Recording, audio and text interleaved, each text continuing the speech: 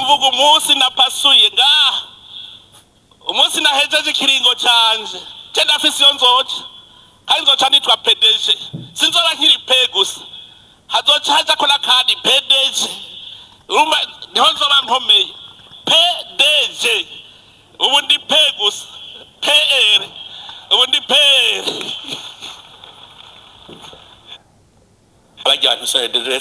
Umugore wa Perezida w'u Burundi Angeline Ndayubaha akomeje guhabwa urw'amenyo ku mbuga nkoranyambaga nyuma yo kugera ku kibuga cy'indege muri Leta Zunze Ubumwe za Amerika akabura umuyobozi wa Amerika umwakira. Ibiro by'umugore wa Ndayishimiye byatangaje ko yageze Washington DC aho agiye kwitabira inama ya Global Coalition for Childhood yita ku guteza imbere imibereho myiza y'abana byateguwe n'umugore wa Donald Trump, Melania Trump. Ndayubaha yageze Washington kwa 23 Werurwe 2026. Amashusho agaragaza ageze ku kibuga cy'indege ari wenyine nta muyobozi n'umwe ugiye kumwakira nk'uko bisanzwe bigenda ku banyacyubahiro. Yakiriwe n'abantu batatu bigaragara ko ari abo muri ambasade y'u Burundi muri Leta Zunze Ubumwe za Amerika. Umwe mu bakoresha imbuga nkoranyambaga yagize ati bavuga ko umugore wa Perezida w'u Burundi yatumiwe na mugenzi we wa Amerika. Icyakora ibintu byarenze kuba urucantege biba ibiteye isoni. Akigera i Washington nta muyobozi n'umwe wa Amerika wari ku kibuga cy'indege aje kumwakira. Yari ameze nk'umugenzi usanzwe. Mbega ikimwaro. Naho ubutegetsi bwa Iran bwagaragaje ko mu gihe gahunda ziganisha ku bigani ngira ngo Ndayishimiye Evariste Ndayishimiye uyu mugabo n'umugore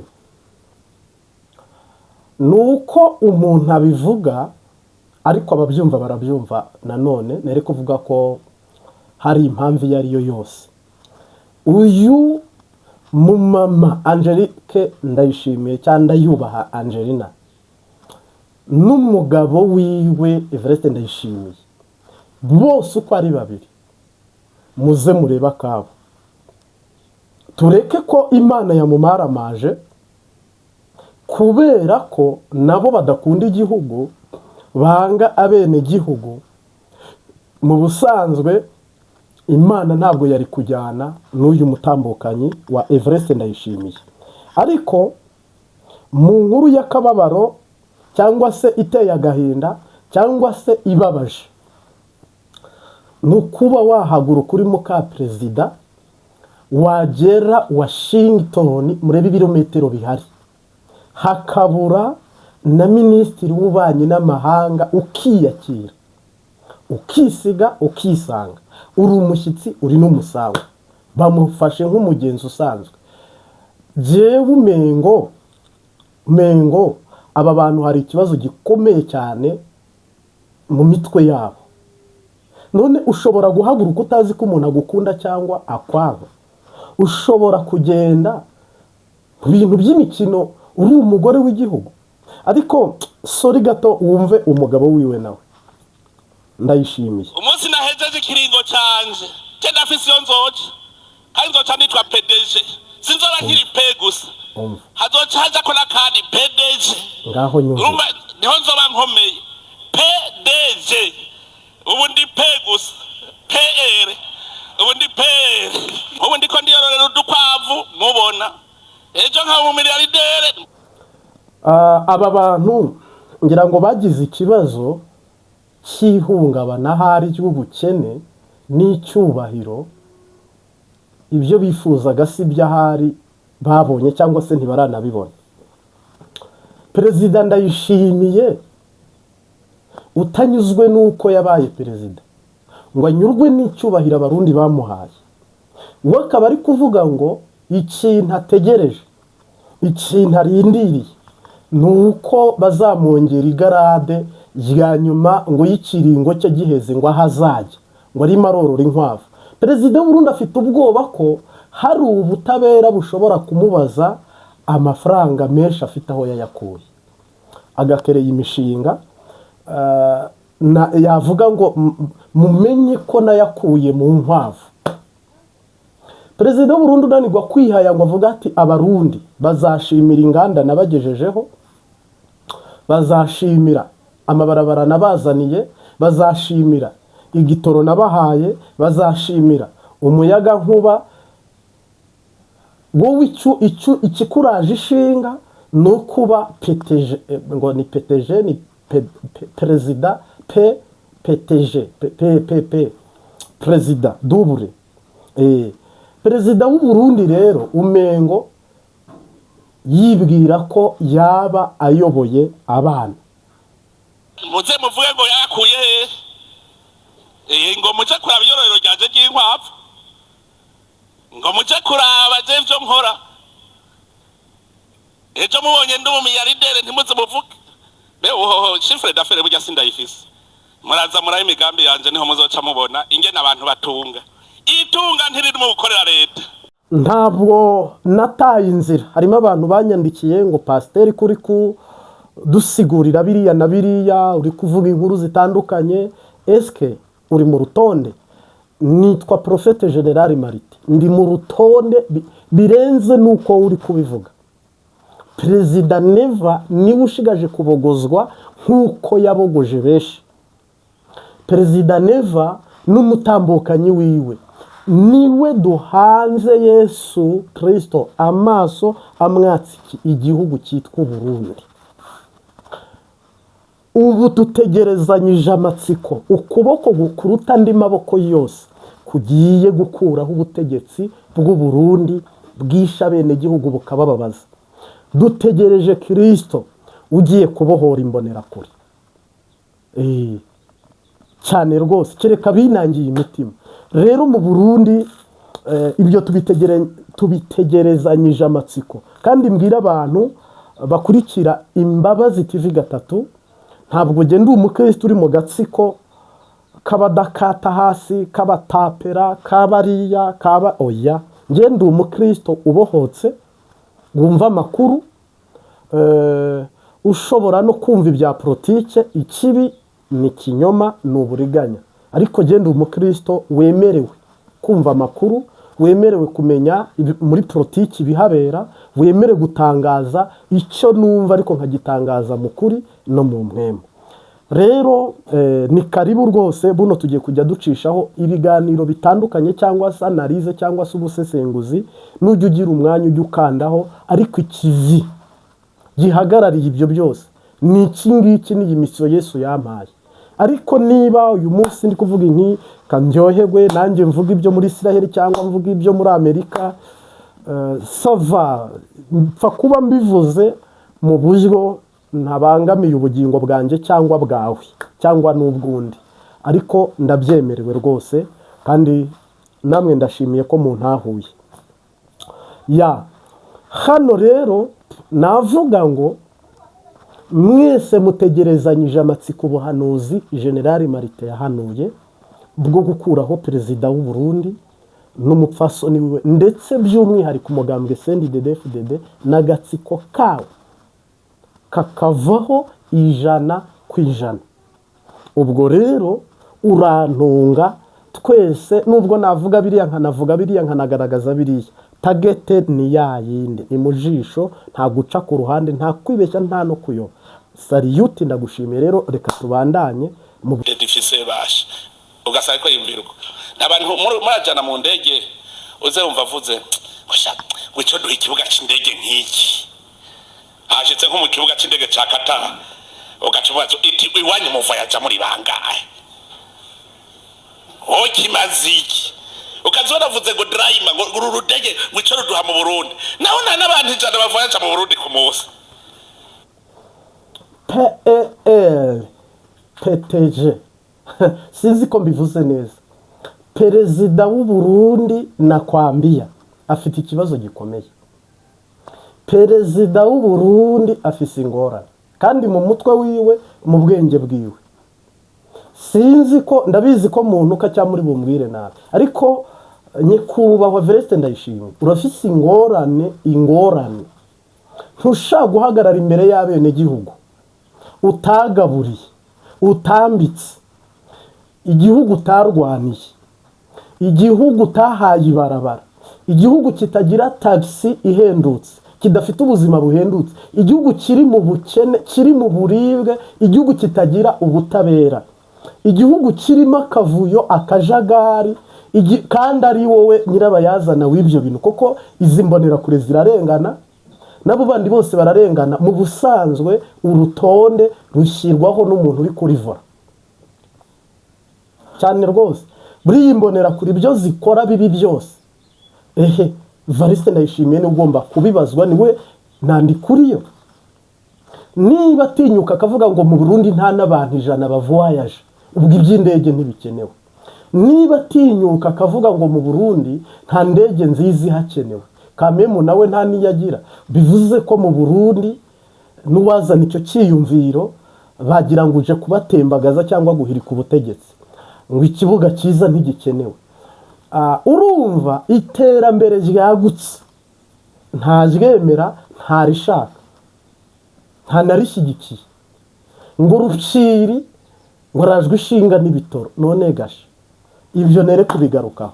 Icyo ushatse kubabwira niki, nuko uyu Sebarundi n'umutambukanyi wiwe batswe ingoma, kandi mbarahiye ukuri kwiyamamagaye uyu perezida w'u Burundi n'umutambukanyi wiwe ingoma barayatsa. Kandi iyi PER arimo avuga ngo muzajya mumwongeraho ngo azazamurwaho, nta yazigera abona. Ahubwo wowe ngira ngo abarundi niba hari uburibwe banyujijwemo, ubanyujije mu buribwe.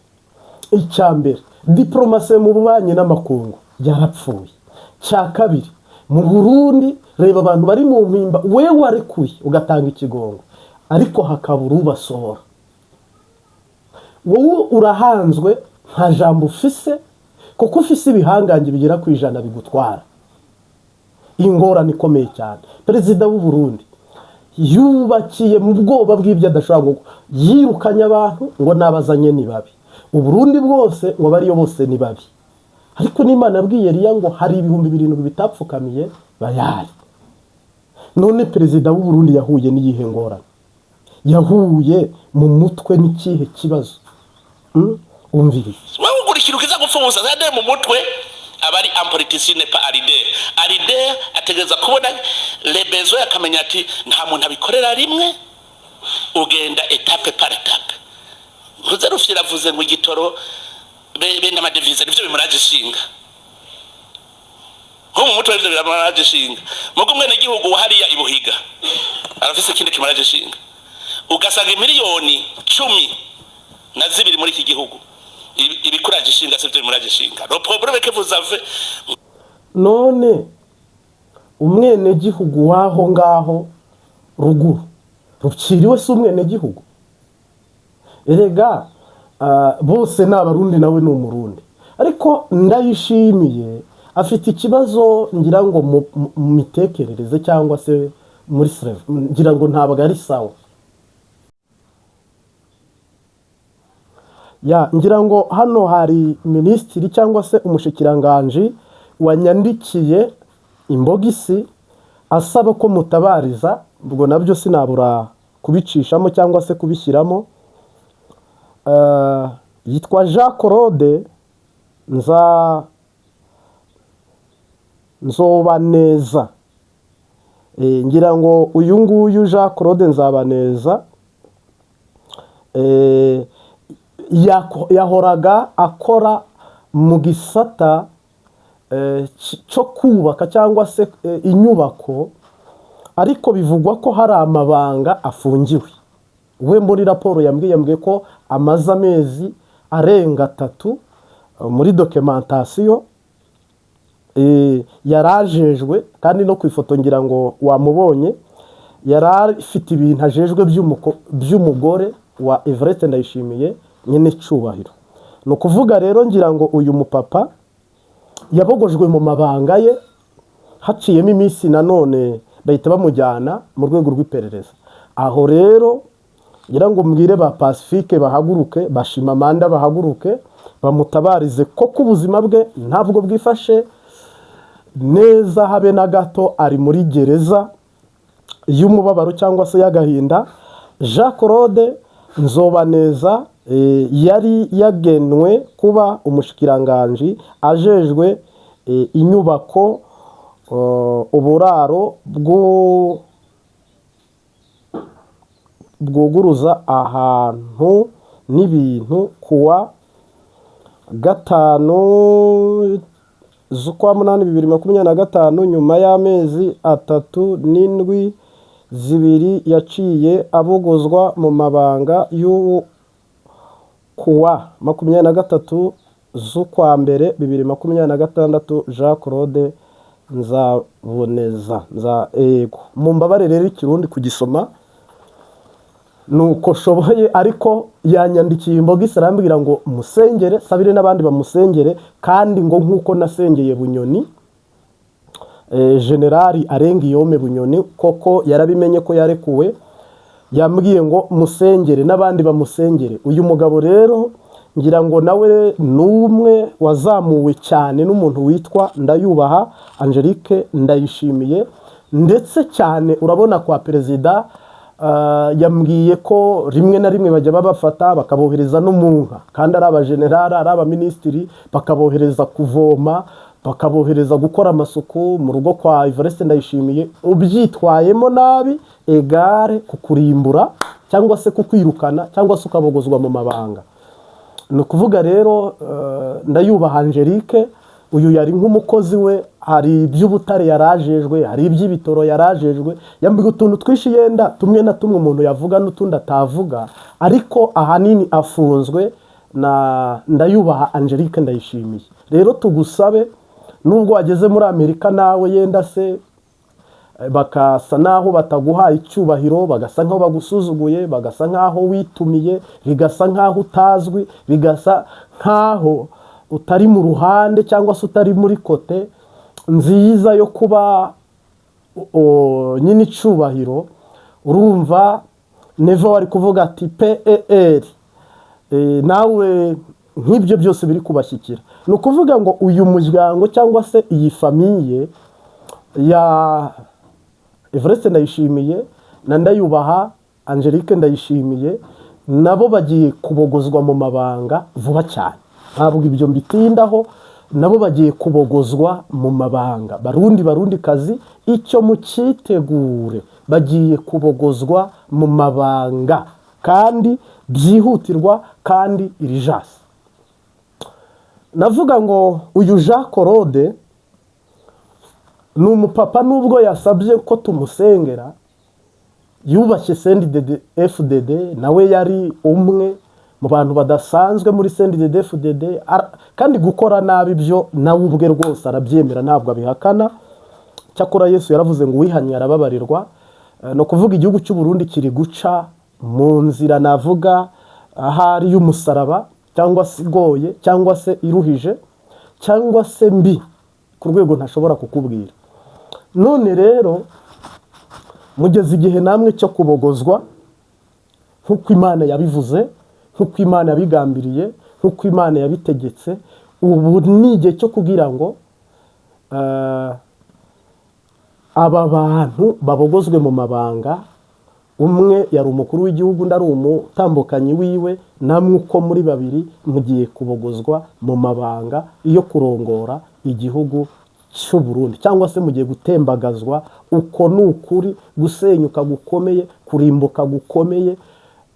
Ndetse tureke na Amerika yanze kubaha igihugu cy'u Burundi, buriya nicyo yasuzuguye, ndetse inasuzugura Ndayishimiye, ndetse isuzugura inteko nshinga amategeko, ndetse Amerika buriya yanasuzuguye rya tegeko ryabo rivuga ngo uburenganzira n'agateka kazina muntu byubahwe.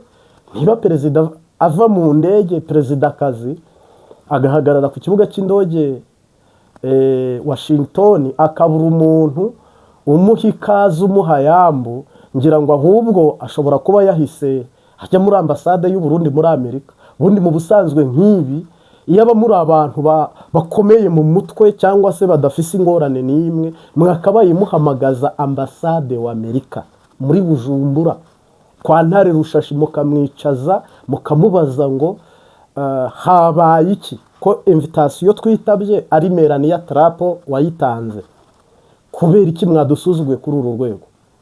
Ariko ibi biranarangirira aho, nta nundi uri bubivuge, nta nubigarukaho. Ahubwo haraza izindi disikuru zidafite iyo ziva niyo zijya. Twumvikane, igihugu cy'u Burundi cyahombye abayobozi ntabo kifise, igihugu cy'u Burundi cyahombye amafaranga ntayo, igihugu cy'u Burundi gihomba iterambere ntabyo gifite, igihugu cy'u Burundi kihomba politike nziza ntayo, igihugu cy'u Burundi cyatakaje ibyo bintu nkubwiye, gitakaza imbaraga z'igisirikare, igihugu cy'u Burundi gitakaza imbaraga z'igipolisi. Nevaraguma arabivanga bimera nka bintu bivangavanze nyine biraho, ariko nagira ngo mvuge ngo harageze burakeye kuri aka gasusuruko, kandi navuga ngo haritamuruye, ni ukuri ibibunda bivuyeho n'ibicu bivuyeho. Ni igihe cyiza cyo kugira ngo abarundi ineza y'Imana bayibone mu biganza byabo, kandi ubuntu bw'Imana babubone mu biganza byabo. Hano hari irindi tangazo ngira ngo ntange imburi muri Bujumbura. Abantu baturiye hoteli iyi ngiye kuvuga, hoteli Kangalo iri Bujumbura, Kangalo, ngira ngo iyi hoteli abayizi neza werekeza hafi yo kuri Tanganyika kuri Kotebu. Kangalo iyi hoteli irazwi, niho hacumbitse guverineri wo muri Uvira. Uyu gavani n'abandi bayobozi bose bava Kisasa, mbaburire iyi hoteli nimushaka muyivemo, nta muti hanyura, abahegereye mu nyomozi, ubundi igaragara nk'ifunze. Rero uwaduhaye amakuru cyangwa se uwagerageje kutuvugisha amakuru turayamenya, ibi ntabwo ari iby'umwuka yambwiye, ariko mbaburire kuko amaraso araseseka ntayorwa. Hano hantu MVT turuye hafite muri tageti, mukunda amagara yanyu kuri hoteli Kangalo, ari abahakora ari abahari. Ngira ngo inzego za Kongo niho zikorera, inama niho zibera, ariko nanone hari abantu bahita bavuga ngo iyo uceceka igisasu kikahagwa kikarimbura bose, nta nyungu irimo, nta nyungu irimo. Ahubwo niba mukunda amagara yanyu mukiza agahanga kanyu. Yego, hafi ya Kotebo, ngira ngo ubwo nabayoboye mwahumvise, nta nindi byitiranwa, niho ngira ngo ubuyobozi bwa Kongo bukorera. Noneho muri Kongo indani hari igisoda n'imbonerakure na Wazalendo na FDLR, nabo nakita abacashuro, ariko umuntu wese ukomeye wo muri FARDC. Ni hano urugamba rupangirwa, ni hano ibitero bipangirwa. Iyi niyo hoteli ibitse, ngira ngo ariko ntacyo, reka nibandanyirize ubutumwa bwanjye, yenda nzakigarukaho. Hari undi muntu wanyemereye ko ashobora kumpa video, reka nyitegereze neza, nzagaruka ejo cyangwa ejo bundi tubizemo neza. Ni ukuvuga rero igihugu cy'u Burundi kimaze imyaka igera nko muri 12 kiri mu gihe cyo gusenyuka gusa, pana kubakwa, kiri gusenyuka, kiri kurindimuka, kandi disikuru ziratangwa. Neva ngo ntabwo azemera ko mumwita perezida gusa mu gihe azaba atakiri ku ntebe y'ubuperezida. Neva yamaze kwerura ko mugomba kumwongerera igarade ngo akazaba yitwa perezida PER, mukamwongereraho irindi peti.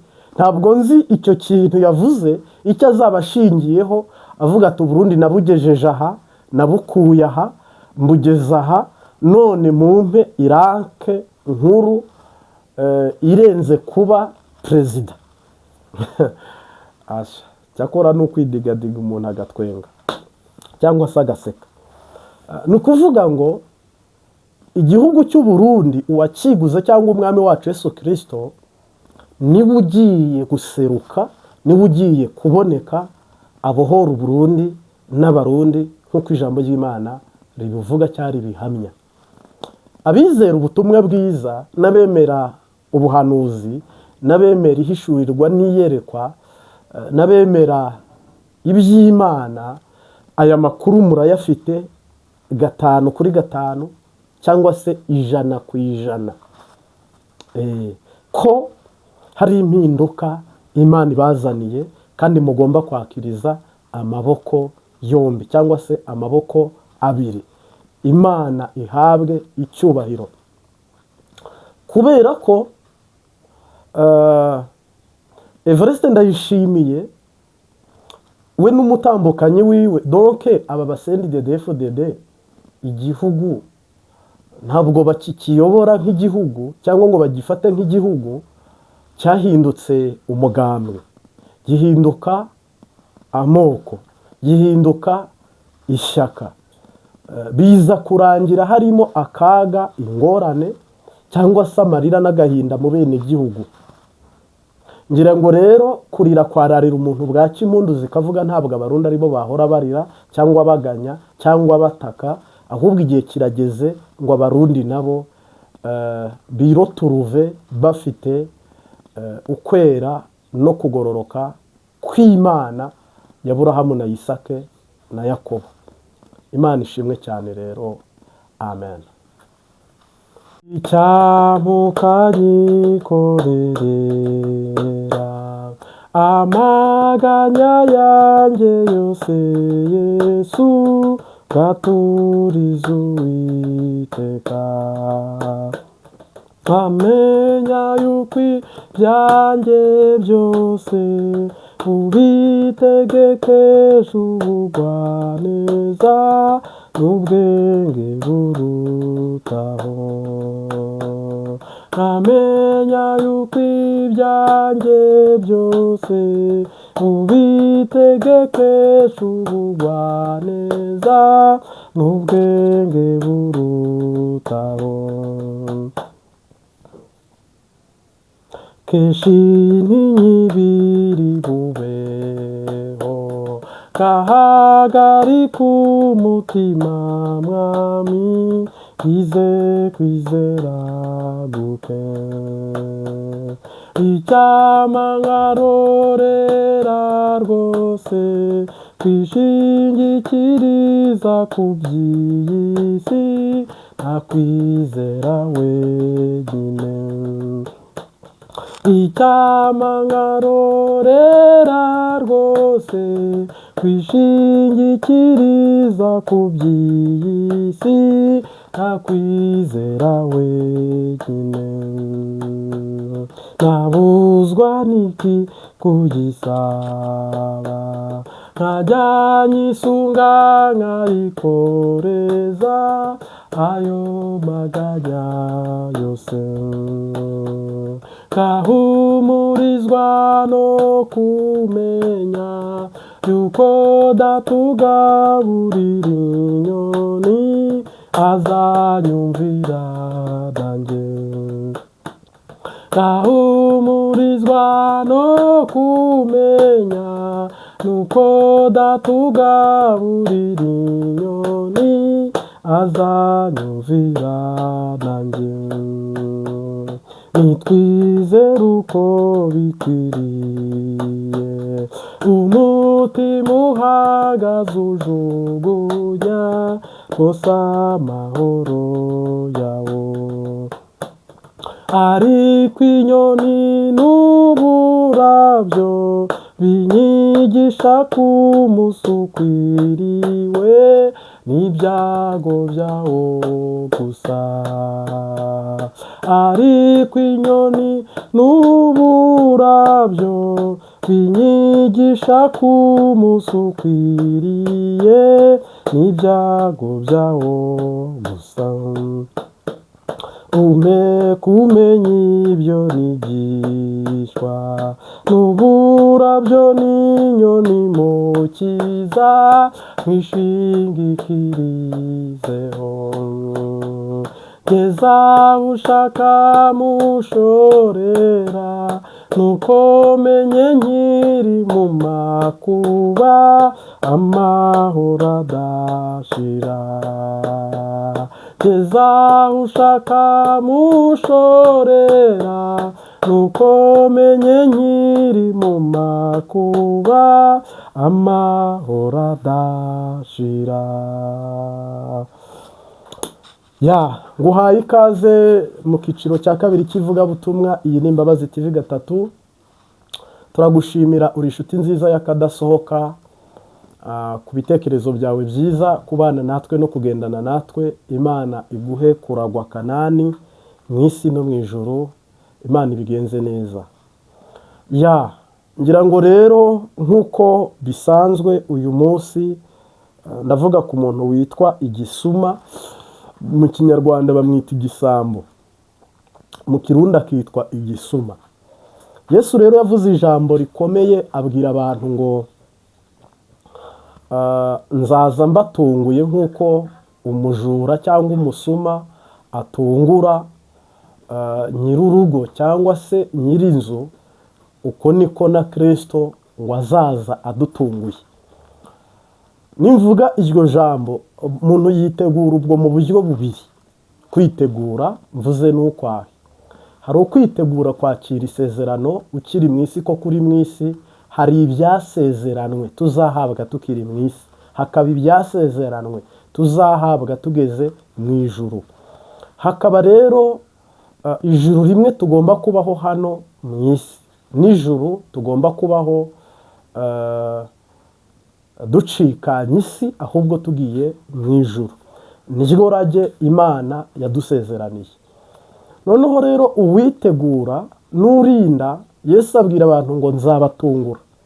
Byumvikana ko Yesu atanze imburi, aravuga ngo ntihazagire umuntu utegereza ko nzohereza undi muntu uwo ari wese akababwira ngo nzaza vanderedi cyangwa samedi cyangwa se dimanche kuri kalendari y'Abaromani, cyangwa se kuwa gatandatu, ubwo nabwo ni mu Baromani, kuwa karindwi kuri kalendari y'Abanyayisirayeli. Ni ukuvuga Yesu yaburiye abantu, arababwira ngo nta na hamwe nzakora ikosa ngo mbwire umuntu ngo nzaza muri uyu mwaka, nzaza muri uku kwezi, munyitegure. Yesu yaravuze ngo nta uzi umunsi n'isaha, ahubwo nzaza nk'umujura. Kubera iki? Harimo umutego. Umujura acunga usinziriye. Umujura arabanza akakwiga, akamenya imico n'ingeso zawe, uko ukinga uko ukingura, akabona kukwiba. Ni ukuvuga rero na Yesu yavuze ko azaza hari n'abaryamye, avuga ko azaza hari n'abari gusya ku rusya ari babiri, umwe akagenda undi agasigara. Yesu yavuze ko mu kuza kwe ibizagaragaza kuza kwe ni ibimenyetso. Yagiye avuga ngo hazabaho intambara hirya no hino, hazabaho ibihe bigoye, ibihe birushya, hazabaho ibishyitsi cyangwa se nyamugigima, haza. Yesu ibyo byose arabyitegereza, waravuga ngo hazabaho ibi, muzaba aricyo kimenyetso kizababwira kuza kwanjye ko gusohoye. Niyo mpamvu iyo twitegereje byinshi byarasohoye, ahubwo navuga ngo ikitaraba ni uko agakiza kava muri Afurika muri twe kagasubira iyo gakomoka, nuko Imana itarasubira iwabo. Ni nayo mpamvu nta gakiza ubu gahari. Byarasuye, murebe iby'Isiraheli iri gukora, buriya bisiguye ngo Imana ntiri muri bo. Ariko nisubirayo ntabwo Abayahudi bazabaho mwabura buzima, ahubwo rizaba ihanga rikomeye, koko nyine ari ihanga ritewe n'Imana. Iri ririho ni irya Amerika. Ni ukuvuga rero nzabatungura nk'umujura. Ese mu mwanya w'ubugingo bwawe uriteguye? Ufite ubugingo buzima? Ese ufite gahunda yo kuzaragwa ubwami bw'Imana, kuzajya mu ijuru? Ese amaboko yawe yo azakira isezerano? Ushaka kuba wararose, warumvise ijwi, warumvise ubuvugishwa, wabonye inzozi, warahanuriwe. Twese twicaye muri tegereza, cyangwa se turi aho nakwita muri areti yo kugira ngo duhabwe. Ariko nkavuga ngo hari isezerano irijasi Imana yasezeraniye ibihugu, harimo n'u Burundi maze iminsi mvuga. Hakaba isezerano ku giti cy'umuntu. Ayo yose agomba gusohora mu izina rya Yesu Kristo. Sasa muri uyu mwaka harimo abantu bagomba kwakira, kandi nawe urimo niba ubyizera, uko nyene urimo. Rero Imana ntushaka kumbwira ngo uzajya mu ijuru utazi, utabona, utanasobanukiwe, utanumva neza. iryo juru ntiribaho. Ijuru ntiriri mu mwuka w'ubujiji, ntiriri n'ahantu h'ibanga, ntiriri n'ahantu mu gifefeko. Ijuru riri mu muntu, kandi Imana iyo irigushyizemo ubwaryo ririvuga rikanisobanura. Imana ntijyana abantu nk'inka, ntijyana abantu nk'amatungo, oya. Yesu baramubajije ngo aho ugiye ntituhaza, aravuga ngo nzohereza umwuka wera cyangwa mwemugera, azababwira byose kandi azemeza n'ab'isi iby'icyaha. Ni ukuvuga niba muri wowe harimo roho mutagatifu cyangwa imbaraga y'Imana cyangwa mwemugera cyangwa umwuka wera bivanye n'idini urimo cyangwa ishengero, uri umwe wo kumenya byose. Umwami Yesu ashimwe cyane. Niba rero muri wowe ntushobora gufata umutima wawe wose ngo ukingurire Kristo, umubiri wawe si urusengero rw'Imana, amaboko yawe sakorera Imana, intambwe zawe ntizikurikiye Kristo, Yesu ni iki kibahuza, ni iki muhuriyeho? Impamvu rero ngarutse kuri rya jambo, we yaravuze ngo nzabatungura, kandi amaze kuvuga ngo nzabatungura, bivuze ko mu kudutungura kwe bikwiye ko umuntu avuga ngo niba bambwiye ngo bazantungura, bivuze ko umuntu akwiye kwitegura kuko atazi umunsi n'isaha, bibe ku murango bibe mu ijoro. Ese umuntu yitegura ate kwakira Kristo? Umuntu yakitegura iki? Yaba ari hehe? Icya mbere, twese dutegerereje mu kuri ndetse no mu bugingo muri Kristo Yesu. Umukristo utegereje Yesu ni uko muri we afite ibyiringiro bidashidikanwaho ko ari umuragwa w'ubwami bw'Imana. Itabaza rye riri kwaka, mvuze itabaza riri kwaka, n'agakiza muri we karimo karaka. Mvuze agakiza muri we, mvuze ukuboko kw'Imana kuri gukora imirimo y'Imana, activite z'Imana, ubushobozi bw'Imana muri we. Ikibi Imana irakimubwira, ikiza Imana ikakimubwira. Ari kurwana, ari mu mirimo, doke ari muri bya bindi ivuga ngo Eliya na Elisa, Karibu na Yesuwa, Musa na Yoshua. Donc activite z'iby'impwemu, activite z'iby'umubiri, muri we harimo ihinguriro riri gutondeka iby'ubugingo, riri gutondeka iby'umubiri, riri gutondeka iby'agakiza. Muri we rero harimo muvuma, harimo activite, harimo circulation by'ijoro. Noneho hari abandi bakinga inzu y'Imana bakazayikingura, aruko ibyago byaje. Ibaze vraiment, uriye neza wanze gusenga, wambaye neza ntiwasenga, ufite imodoka nziza ntiwasenga, buri kimwe cyose Imana igishyize ku murongo ntiwasenga. Uzasenga ari uko ubonye ibibi, uzasenga ari uko uri mu ngwano, uzasenga ari uko abarozi bahagurutse. Donc nka wa mwana ujya kuvoma kera, abantu amazi ataragera mu mihana, muzi ko abantu bavomaga mu myonga, mu misozi, mu mibanda, ndetse n'ibimuri bagenda bazunguza kuno mu ijoro ahantu hatabona.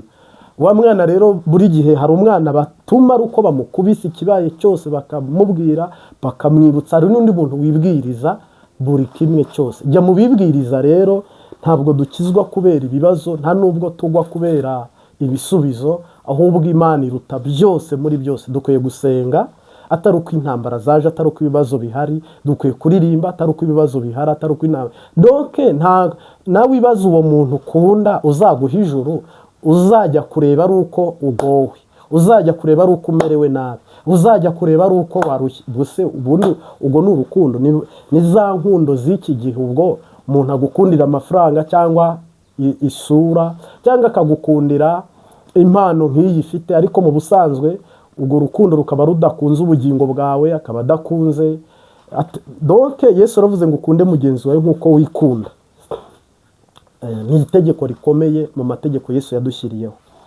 Navuga rero ngo abategereje Yesu bamutegereje bari mu gikorwa, bari ku kivi, bamutegereje bari kwihana, bari gushima, bari kwirimbura, bari kumera nka ya nka ijya ku manywa, mu ijoro ikarara ibihekenya yumva uko bimeze. Donc bamutegereje bari mu bikorwa n'ubundi bya Data. yego ndagushimiye mwami Yesu, ni wowe muvugabutumwa mukuru, ni wowe mwigisha uruta abandi bose. Mu izina rya Yesu Kristo, umwigisha n'umwigishwa tugabanira imbere yawe, ndagusabye kandi ndagutakambiye ukora imirimo n'ibitangaza n'ibimenyetso n'utwumiza, mu izina rya Data na Mwana n'Umwuka Wera, amen.